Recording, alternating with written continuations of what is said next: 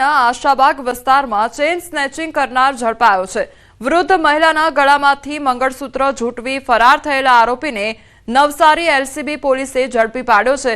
પોલીસે CCTV footage અને human ઇન્ટેલિજન્સના આધારે તપાસ આગળ વધારી આરોપીનું પગેરું શોધી કાઢ્યું હતું। અંતે વેરાવળથી ભેંસત ખાડા રોડ પરથી ચેઇન સ્નેચરને ઝડપી પાડવામાં આવ્યો હતો। પોલીસ તપાસમાં આરોપી કબીલપુરનો દિલીપ રાવળ હોવાનું સામે આવ્યું છે।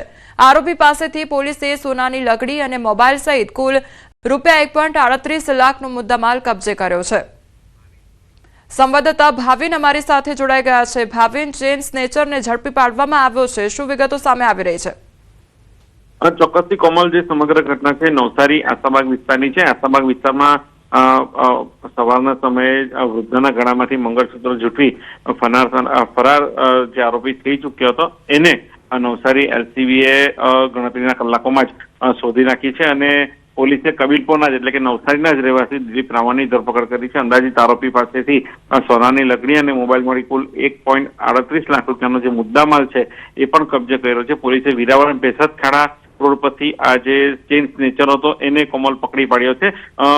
નવસારી એલસીબી પોલીસની જે કામગીરી છે ખરેખર સરાહનીય કહી શકાય, એટલા માટે કે સીસીટીવી ફૂટેજ અને હ્યુમન ઇન્ટેલિજન્સના આધારે આરોપીનું પગેરું શોધી અને ગણતરીના કલાકોમાં જ આજે વૃદ્ધાના ગળામાંથી જે મંગળસૂત્ર ઝૂંટવીને આરોપી ફરાર થયો હતો એને પકડીને જેલના હવાલે કરી દીધો છે। કોમલ જી ભાવિન, સમગ્ર માહિતી બદલ આપનો આભાર।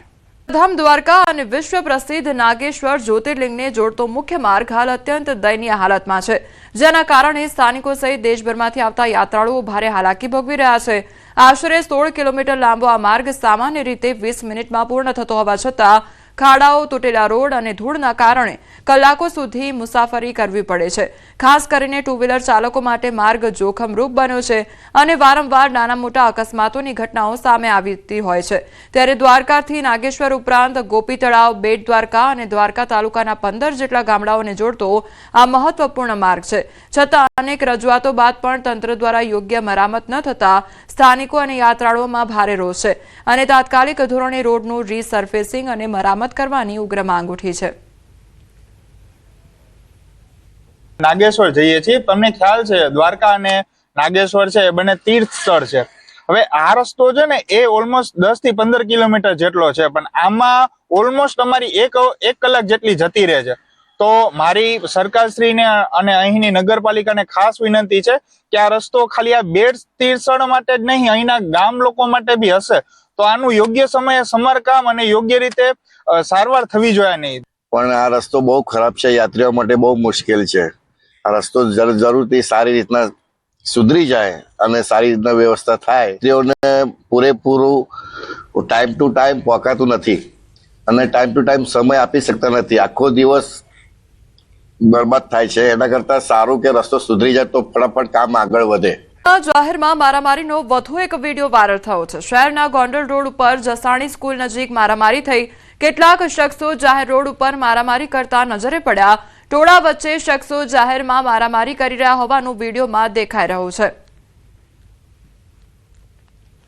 તો રાજકોટની આ ઘટના કે જ્યાં જાહેરમાં મારામારી કરવામાં આવી, તો જાહેરમાં મારામારીનો વધુ એક આ વિડીયો જે છે તે વાયરલ થઈ રહ્યો છે। તો ગોંડલ રોડ ઉપરની આ ઘટના સામે આવી છે। જસાણી સ્કૂલ નજીકનો આ વિડીયો સામે આવ્યો છે કે જ્યાં બે જૂથ વચ્ચે મારામારી થઈ હતી। તો જાહેર રોડ ઉપર જ મારામારી થઈ હતી। કયા કારણોસર મારામારી થઈ તે કારણ હજી સુધી અકબંધ છે। લગ્નના વરઘોડામાં જાહેરમાં ફાયરિંગનો મામલો સામે આવ્યો છે। ઓગળ તાલુકામાં ડીજે સાથે વરઘોડો નીકળ્યો। ફાયરિંગનો વિડીયો સોશિયલ મીડિયામાં વાયરલ થયો છે। તો કાંકરેજ દરબાર રાજપૂત મહાસંમેલનમાં ઘડાયેલા નિયમોનું ઉલ્લંઘન કરવામાં આવ્યું છે। પૂરણસિંહ વાઘેલાના પરિવારમાં હતા લગ્ન, જાહેરમાં ફાયરિંગ કરાતા ઉઠ્યા અનેક સવાલો। તો બનાસકાંઠાનો આ મામલો સામે આવ્યો છે કે જ્યાં જાહેરમાં વરઘોડામાં ફાયરિંગ કરવામાં આવ્યું છે અને ડીજે સાથે વરઘોડો કાઢવામાં આવ્યો હતો અને તે દરમિયાન ફાયરિંગ કરવામાં આવ્યું હતું। તેને લઈને હવે ઘણા સવાલો ઉદ્ભવી રહ્યા છે। લગ્નના વરઘોડામાં જાહેરમાં ફાયરિંગ કરવામાં આવ્યું હતું। તો ઓગળ તાલુકામાં ડીજે સાથે વરઘોડો નીકળ્યો હતો। ફાયરિંગનો વિડીયો સોશિયલ મીડિયામાં વાયરલ થઈ રહ્યો છે। કાંકરેજ દરબાર રાજપૂત મહાસંમેલનમાં ઘડાયેલા નિયમોનું ઉલ્લંઘન થઈ રહ્યું છે। તો પૂરણસિંહ વાઘેલાના પરિવારમાં હતા લગ્ન, જાહેરમાં ફાયરિંગ કરાતા અનેક સવાલો પણ ઉઠ્યા છે। તો એક તરફ જે બંધારણ ઘડવામાં આવ્યું હતું તેનું પણ ઉલ્લંઘન થયું છે, તો બીજી તરફ કાયદાનું પણ ઉલ્લંઘન થયું હોય તે પ્રકારના દ્રશ્યો જોવા મળી રહ્યા છે, કારણ કે લગ્નમાં વરઘોડો કાઢવામાં આવ્યો હતો અને તે દરમિયાન ફાયરિંગ કરવામાં આવ્યું હતું, જાહેરમાં ફાયરિંગ કરવામાં આવ્યું હતું. તે અંગેનો જે વિડીયો છે તે હાલ સોશિયલ મીડિયા પર વાયરલ થઈ રહ્યો છે. તેને લઈને અનેક ચર્ચાઓએ વેગ પકડ્યો છે અને અનેક સવાલો પણ ઉદ્ભવી રહ્યા છે. તો ઓગળ તાલુકામાં ડીજે સાથે વરઘોડો કાઢવામાં આવ્યો હતો. ફાયરિંગનો વિડીયો સોશિયલ મીડિયા પર હાલ વાયરલ થઈ રહ્યો છે. જાહેરમાં ફાયરિંગ કરવામાં આવ્યું હતું તે અંગેનો વિડીયો અત્યારે સોશિયલ મીડિયા પર વાયરલ થઈ રહ્યો છે. તો કાંકરેજ દરબાર રાજપૂત મહાસંમેલનમાં ઘડાયેલા જે નિયમો છે તેનું પણ ઉલ્લંઘન થયું હોય તે પ્રકારના દ્રશ્યો જોવા મળ્યા છે. પૂરણસિંહ વાઘેલાના પરિવારમાં લગ્ન હતા અને જાહેરમાં ફાયરિંગ કરવામાં આવતા અનેક સવાલો પણ ઉઠ્યા છે. તો હવે કયા પ્રકારની તપાસ કરવામાં આવશે અને કયા પ્રકારે કાર્યવાહી થશે તેને લઈને પણ અનેક સવાલો ઉદ્ભવી રહ્યા છે. તો બીજી તરફ જે રાજપૂત સમાજ દ્વારા જે બંધારણ ઘડવામાં આવ્યું હતું તેને લઈને પણ ઉલ્લંઘન કરવામાં આવ્યું હોય તે પ્રકારના દ્રશ્યો જોવા મળી રહ્યા છે, કારણ કે વરઘોડો કાઢવામાં આવ્યો હતો અને ડીજે સાથે આ વરઘોડો કાઢવામાં આવ્યો હતો તેને લઈને પણ ઉલ્લંઘન થયું હોય તે પ્રકારના દ્રશ્યો જોવા મળી રહ્યા છે. તો બીજી તરફ કાયદાનું પણ ઉલ્લંઘન થયું છે, જેમાં જાહેરમાં ફાયરિંગ કરવામાં આવ્યું છે, જે અંગેનો વિડીયો હાલ સોશિયલ મીડિયા પર ફરતો થયો છે. તો ફાયરિંગનો વિડીયો સોશિયલ મીડિયામાં વાયરલ થતા અનેક સવાલો પણ ઉદ્ભવી રહ્યા છે. તો આપણી સાથે રાજપૂત સમાજના આગેવાન રાજભા વાઘેલા જોડાઈ ગયા છે. રાજભા વાઘેલા, સૌથી પહેલા તો આપનું ન્યૂઝ 18 ગુજરાતીમાં સ્વાગત છે. હવે જે બંધારણ રાજપૂત સમાજ દ્વારા કરવામાં આવ્યું છે તેનું અહીંયા ઉલ્લંઘન જોવા મળી રહ્યું છે, જાહેરમાં ફાયરિંગ થઈ રહ્યું છે. સૌથી પહેલા તો આપનું રિએક્શન લેવા માંગીશ. જી નમસ્કાર મેડમ. જી, આજે 18/1/2026 ના રોજ જે મહાસંમેલન થયું વડા મુકામે, એ મહાસંમેલનની અંદર જે 16 મુદ્દાઓનું બંધારણ બનાવાયું હતું, લગ્ન પ્રસંગ અને મરણ પ્રસંગ બંનેનું, અને એ બંધારણની અંદર ઓગળ તાલુકો અને કાંકરેજ અને 7 પરગણા દરેકને આમંત્રણ આપેલું હતું. ત્યારે આ ભલગામના પૂરણસિંહ જાલમસિંહ વાઘેલા પણ હાજર હતા બંધારણની અંદર, અને એમને પણ ઓગળજીની સાક્ષીએ આ બંધારણને સમર્થન કરેલું અને બંધારણની અંદર એમને પણ પ્રતિજ્ઞા લીધેલી કે હું સમાજના બંધારણમાં બંધાયેલો છું અને સમાજની સાથે છું. પરંતુ તેમના ત્યાં લગ્ન પ્રસંગની અંદર એમને બંધારણનું ઉલ્લંઘન કરી અને સમાજને અને સમાજના અન્ય લોકોને અને યુવાનોને જે એક નારાજગી વ્યાપી ગઈ છે, એના માટે એ પણ થોડા ઘણા જવાબદાર છે. અને એના માટે મેં આવતીકાલે સવારે મિટિંગ બોલાવેલી છે, અને મિટિંગની અંદર જે સામાજિક રાજકીય આગેવાનો વડીલો પણ હાજર રહેશે, વિવિધ સંગઠન, અને જે સર્વસંમતિથી જે નિર્ણય લેવાશે એમના માટે પણ એ સર્વમાન્ય ગણાશે. જી રાજભાઈ, એટલે બંધારણ ઘડવામાં આવ્યું, બેઠક પણ કરવામાં આવશે, પરંતુ એ બેઠકમાં કેવા નિર્ણયો લેવામાં આવી શકે છે? શું નિયમોમાં ફેરફાર કરવામાં આવી શકે છે કે પછી આમાં દંડ ફટકારવામાં આવી શકે છે? એમાં એવું છે કે જે નિયમો બન્યા છે એમાં તો હવે ફેરફાર તો ન થઈ શકે, કારણ કે નાના માણસ હોય, મધ્યમ વર્ગ હોય, ગરીબ હોય, સમાજના દરેક રાજપૂત સમાજને લાગુ પડે છે આ નિયમો. અને એમાં રહીને આપણે એવું જે તે દિવસે નક્કી કરેલું હતું કે સમાજને આર્થિક બોજો ન પડે અને દેખાદેખી ન થાય, બીજા લોકો આપણા સમાજના મધ્યમ ગરીબ છે એમને પણ આ સમાજનું બંધારણ ફાયદાકારક રહે એના માટે આ બંધારણ બનાવેલું છે. પણ ક્યાંક ને ક્યાંક તમારા પણ ધ્યાનમાં હશે કે જે સામાજિક રાજકીય આગેવાનો છે એમના થકી બંધારણ બનાવવામાં પણ આવે છે અને ક્યાંક ને ક્યાંક તોડવાની શરૂઆત પણ એમના થકી થતી હોય છે. અને જે આજે ઓગળના ભલગામ ગામે પણ આ જ રીતની એક જે બનાવ બન્યો છે એમાં પણ આ એક આગેવાન છે સામાજિક રાજકીય અને કોંગ્રેસ પક્ષ સાથે જોડાયેલા છે અને પૂર્વ જિલ્લા પંચાયતના સભ્ય પણ છે. જી જી રાજભા, આપ અમારી સાથે જોડાયા તે બદલ આપનો આભાર. જી.